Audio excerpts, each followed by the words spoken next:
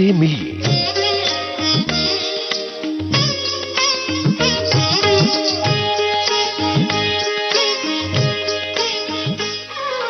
इनसे मिलिए इस कार्यक्रम में आज हम आपकी मुलाकात करवा रहे हैं जाने माने हास्य कवि और लेखक सुभाष काबरा से। ये है इस बातचीत का पहला भाग। बातचीत की है आपके इस दोस्त यूनुस खान ने। सुभाष जी, बहुत बहुत स्वागत है विविध भारती में। बहुत बहुत धन्यवाद। सुभाष जी, आप एक बहुत ही मशहूर हास्य कवि और मंच संचालक हैं। मुझे लगता है कि बातचीत का सिलसिला जो है वो किसी ऐसी कविता के साथ किया जाए जिसमें आपके जिंदगी के सफर या जिंदगी के फलसफे की झलक हो। मैं सुनाता हूँ आपको। और अब तो बहुत अरसा हो गया मुंबई में जी। जब मैं शुरू में मुंबई आया तो मेरे एक वरिष्ठ कवि एक दिन उन्होंने मुझसे कहा कि चलो आगरा चलते हैं। आगरा तो किसी खास वजह से मशहूर है। मैंने भी उनसे यही सवाल किया कि सर मैं तो एकदम ठीक हूँ, आप क्यों मुझे आगरा ले जाना चाहते हैं? बोले नहीं सुभाष भाई, आपको हम ताजमहल दिखाएंगे, प्रेम की निशानी है जी। अब हकीकत तो ये थी कि उस समय मैं मुंबई में एक फ्लैट के लिए मारा फिर रहा था, एक रूम कहीं मिल जाए।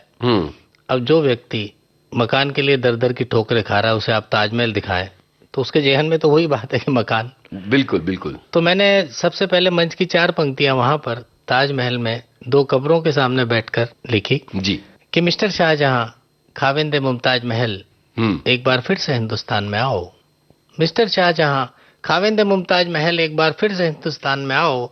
इस बार आगरे में नहीं मुंबई में अपनी महफिल जमाओ। क्या बात है। बनाया होगा किसी जमाने में तुमने ताजमहल, आज की तारीख में 2 रूम किचन बना के दिखाओ।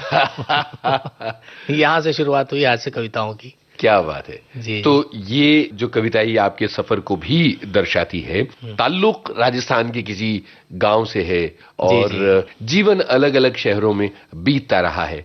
इस यात्रा के बारे में बताइए, कहाँ पैदा हुए और बचपन की कौन सी चीजें याद हैं? दरअसल मैं राजस्थान के पास एक गांव है कुचेरा जी, जयपुर के पास राजस्थान में, वहाँ मेरे पूर्वज रहा करते थे, लेकिन हम लोग बहुत पहले महाराष्ट्र में आकर बस गए थे। अकोला शहर से मेरी शिक्षा दीक्षा हुई और वहाँ पर जो बचपन की यादें हैं, बड़ा अच्छा सर्कल था हमारा। काफी साहित्यकार लोग मासिक गोष्ठी करते थे, उसमें हम लोग सुनने जाते थे पहले, फिर कभी मौका मिलता तो कुछ सुनाते भी थे। तो मुझे अपने प्रिंसिपल की एक बात याद है कि एक बार कॉलेज में कोई गोष्ठी थी और उन्होंने कहा कि तुमको आना है। तो मैंने मना कर दिया कि मामा जी आए हुए, मैं नहीं आऊंगा। तो उन्होंने मुझे अपने रूम में बुलाया और बड़े प्यार से समझाया कि देखो ये मौके जीवन में बहुत कम मिलते हैं कि आप किसी साहित्यिक गोष्ठी का, किसी कवि सम्मेलन का हिस्सा बनो। मामा जी तो आते जाते रहेंगे बेटा, लेकिन ये मौका कभी नहीं मिलेगा। क्या बात है। तो मैं वहां पर गया और संयोग से वहां जो प्रतियोगिता हुई उसमें मुझे 3रा पुरस्कार मिला, जो मेरे जीवन का पहला पुरस्कार था। अच्छा। तो एक बात मुझे ये याद रह गई। दूसरा, मेरे शहर में घनश्याम अग्रवाल जी राष्ट्रीय ख्याति प्राप्त कवि, उन्होंने मुझे कुछ किताबें दी शुरुआती दौर में कि भाषा ठीक करो, हिंदी पढ़ो, इन लोगों ने क्या लिखा है। तो वो मैं समझता हूँ कि बड़ा मार्गदर्शक जैसा व्यक्तित्व मेरे जीवन में आया। और भी हमारे जीवन में कई लोग वहाँ पर जो थे, व्यापारी भी थे, तो उनकी भी साहित्यिक रुचि थी, गोष्ठियाँ होती थी। स्कूल कॉलेज में भी एक साहित्यिक सा माहौल हमेशा रहता था। तो ये चीजें मैं अभी भी मिस करता हूँ। जब मैं मुंबई में, अभी 40 साल करीब हो गए मुझे, लेकिन अभी भी साल में 2 बार जाता हूँ, वहाँ अपने पुराने मित्रों से मिलता हूँ और हम लोग वहाँ गोष्ठी गप्पे करते हैं। क्या बात है। बचपन की कोई शरारत जो आप यहाँ शेयर करना चाहें? बचपन में होता ये था कि मैं बहुत कमजोर सा था। अच्छा। और हमारी कक्षा में 8वीं 9वीं में बड़े मोटे ताजे लोग रहा करते थे, स्टूडेंट्स। उनकी शरारतें अपनी अलग, शारीरिक दबंगताएं हुआ करती थी। तो वो जो शरारत होती थी उसमें मैं अक्सर रोया करता था पीछे की बेंच पर बैठकर। तो मेरे एक मित्र थे जो मेरे साथ ही पढ़ते थे, उन्होंने कहा यार हम दोनों दुबले पतले हैं, तो इनको इस तरह तो मात नहीं दे सकते। तो ऐसा करते हैं कि अपन कुछ लिखना पढ़ना ये बढ़ाते हैं, कॉलेज के स्कूल के फंक्शंस में भाग लेते हैं, ये हम अभी से तैयारी करें। तो वो चीज भी मुझे एक बड़ी प्रेरक लगी कि एक शरारत से निपटने के लिए हम लोग किसी और तरफ झुके और वहां पर थोड़ा सा आशीर्वाद सरस्वती का हमें मिला। क्या बात है, ये तो बड़ी होशियारी वाला काम था। जी। ये बताएं कि लिखने की दिशा में फिर किस तरह से आप आगे बढ़ते चले गए?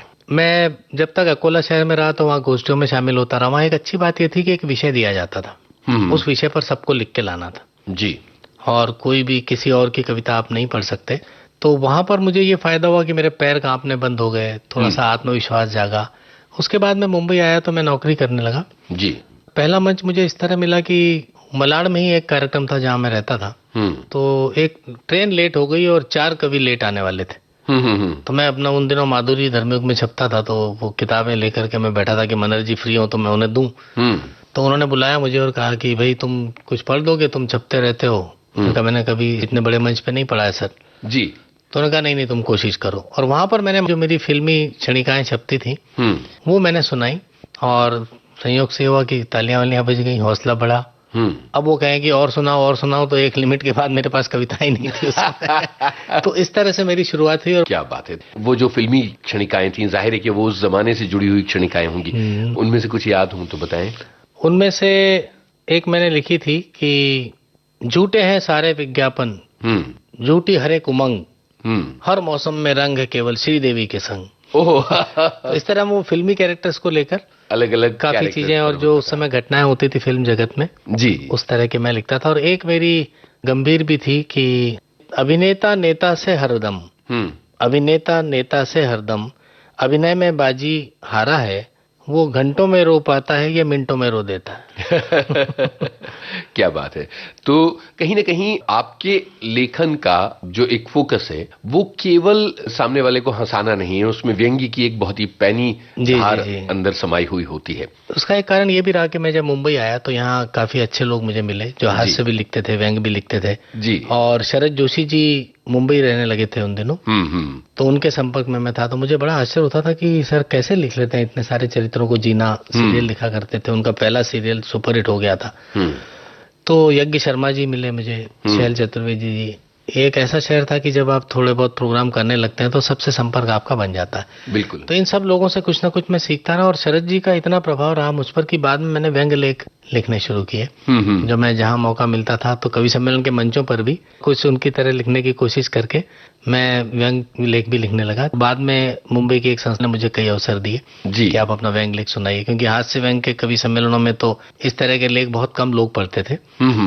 अभी भी मंचों पर व्यंग्य लेख पढ़ने वाले गिने चुने ही लोग हैं, बाकी सब कविताएं सुनाते हैं जी। तो मुझे लगा कि कुछ लोगों ने तो कम से कम आगे बढ़ाना चाहिए। आपने बताया कि आप नौकरी करते थे मुंबई आने के बाद और साथ में कविताएं चलती थी, तो ये दोनों जो अलग अलग मैदान हैं इनमें खुद को जमाने के लिए कितना संघर्ष आपको करना पड़ा? संघर्ष तो जैसे मैंने बताया कि मकान से लेकर अपने आप को जमाने में भी करना पड़ा, लेकिन एक अच्छी बात ये थी कि शनिवार को हाफ डे हुआ करता था ऑफिस में और मुंबई में शनिवार और रविवार को बहुत प्रोग्राम हुआ करते थे। लेकिन मुझे अभी भी वो दिन याद है कि मैं ऑफिस का पूरा काम निपटा कर वहीं पे अपना कुर्ता उर्ता बदल के थोड़ा बहुत तैयारी करके और वहां से भागता था और जो हॉल है वहां पहुंचता था। तो उस समय शादी के बाद पत्नी भी इसी से बड़ी परेशान रहती थी कि ये तो घर में तो समय देते ही नहीं है। लेकिन उसको भी समझा कर कि भाई इस तरह से मौके कम मिलते हैं। और नौकरी छोड़ने की हिम्मत बहुत वर्षों तक इसलिए नहीं हुई क्योंकि किचन का डर सताता था। बिल्कुल। तो ये मन में एक बात ये भी थी कि एक निश्चित आय का साधन रहे और जो समय मिले उसको बाकी शौक की बजाय हम इसमें थोड़ा सा उपयोग करें। जी। पत्नी जी के लिए भी आपने कुछ बड़ी दिलचस्प पंक्तियां समय समय पर लिखी हैं। जी। तो जरा उनका जिक्र करते हुए कुछ कविताएं सुना दीजिए उनके नाम पर। आपस की छेड़छाड़, हालांकि लोग जैसे कहते हैं कि हर सफल व्यक्ति के पीछे एक महिला होती है जी। तो बहुत अच्छे भले परिवार से और बड़ी संतुष्ट महिला है, तो उनकी ओर से मुझे हमेशा सपोर्ट मिला जी। लेकिन जब वो छेड़छाड़ होती थी तो उन्होंने खुद ही कहा कि आज कुछ लिखा है मेरे ऊपर। तो मैंने उनको सुनाई पंक्तियां जी कि एक तो 24 घंटे मेरी खोपड़ी पे सवार रहती हो, एक तो 24 घंटे मेरी खोपड़ी पे सवार रहती हो, ऊपर से अपने आप को लक्ष्मी कहती हो। तो पत्नी बोली जी भारतीय नारी हूँ, सोचती हूँ संस्कृति के साथ साथ बहू, अपने आप को लक्ष्मी कह लेती हूँ, भला आपको उल्लू कैसे कहूँ। क्या बात है। तो ये आपस की छेड़छाड़ भी घर में बड़ा स्वस्थ और मस्त वातावरण है। तो एक माहौल हमारे घर में हमेशा ऐसा रहा कि कोई टेंशन वाली बात नहीं, सब हंसी मजाक जो भी रिश्ता हो। तो कई बार तो कुछ अतिथि आते हैं बाहर से, रिश्तेदार वगैरह, तो परेशान हो जाते हैं कि ये लोग किस तरह की बातें करते हैं। तो ये एक गॉड गिफ्ट रही कि घर में सभी का नेचर बड़ा जिंदा दिली का रहा और ये मैं इसे अपने लिए सपोर्ट मानता हूँ जी। जब आप मशहूर होने शुरू हो गए और कवि सम्मेलनों में आपकी व्यस्तताएं लगातार बढ़ती चली गईं, जाहिर है कि लिखने को लेकर एक दबाव भी बना होगा कि अब आपकी एक शैली विकसित हो गई है और नियमित रूप से लिखना है। लिखने का जो संघर्ष है वो किस तरह का था? नए विषयों की खोज और अपनी शैली को बनाए और बचाए रखने का संघर्ष। आपने बिल्कुल सही कहा कि 40 वर्ष पहले जब शुरू किया था उस समय स्थितियां अलग थी जी। तब कुछ विषय होते थे जिन पे हास्य व्यंग्य की रचनाएं लिखी जाती थी। तो मेरी एक आदत हमेशा शुरू से रही कि मैं जिस आयोजन के लिए भी आमंत्रित होता था मैं पूरी जानकारी लेने की कोशिश करता था, कौन लोग हैं जो सुनने आ रहे हैं, क्या संस्था है, इनका उद्देश्य क्या है। तो मैं तैयारी करता था उसकी और समय से पहले पहुंचता था हॉल पे, तो मुझे संतुष्टि नहीं होती थी। मैं सारी व्यवस्थाएं खुद भी देखता था, जो एक तरह से कई लोग कहते थे आपका काम नहीं है। और उसके बाद में फिर मंचों पर लोग पहचानने लग गए, प्यार करने लग गए, फोटो खिंचाने लगे साथ में। तो ऐसा लगता था कि भाई हर बार वही चीज नहीं चलेगी, आपको संचालन में भी नई बातें लानी पड़ेंगी, व्यंग्य लेख में भी लानी पड़ेंगी, नए विषय चुनने पड़ेंगे, हास्य में भी अलग ढंग से आज की पीढ़ी जो पसंद कर रही है वो तड़का भी लगाना पड़ेगा। अब आप उस पुरान पंथी से अपना काम नहीं चला सकते। कई बार ऐसा भी हुआ कि मेरे पास कोई चीज तैयार नहीं थी, मैं सुबह जल्दी उठ के उस पर कुछ लाइनें लिखने की कोशिश करता था कि आज फलाने क्लब में जा रहे हैं तो उससे संबंधित तो अपने पास कुछ है नहीं, तो बहुत ही असंबंधित सा हो जाएगा कि आप आए, आपने टेप रिकॉर्डर बजाया और आप निकल गए। तो ये एक लगन थी। तो उस समय का सदुपयोग मैंने इसमें करना शुरू किया कि जो भी समय मिलता था मुझे, लोकल ट्रेन में, बस में, बाद में जब गाड़ी वाड़ी ली तो वो जो यात्राओं में समय लगता है, तो उस समय मैं ये सब चीजें सोचता रहता था। अच्छा, और एक जो आपका पहलू है, जो बड़ा ही मशहूर पहलू है, वो है मंच संचालक का पहलू। बड़े ही चुटीले अंदाज में आप मंच का संचालन करते हैं और वो बड़ा कमाल का करते हैं। इसके बारे में जरा बताइए। मंच संचालन में मैं स्वर्गीय उमलेश जी, उनसे बड़ा प्रभावित रहा कि उनके संचालन में पढ़ने का सौभाग्य मुझे मिला। तो मुझे एक चीज उनकी बहुत अच्छी लगती थी कि वो हर कवि के परिचय में, संस्था के परिचय में काव्यमय पंक्तियां बोलते थे। और दूसरा उनका तरीका ऐसा रहता था कि बहुत छोटे से छोटा कवि और बहुत प्रसिद्ध कवि सब मंच पर होते थे, लेकिन वो हर व्यक्ति को इतने सम्मान से प्रस्तुत करते थे, महिलाओं का भी बड़ा सम्मान। तो मुझे लगा कि भाई ये कोई बात है, तो मैंने उनको फॉलो करना शुरू किया।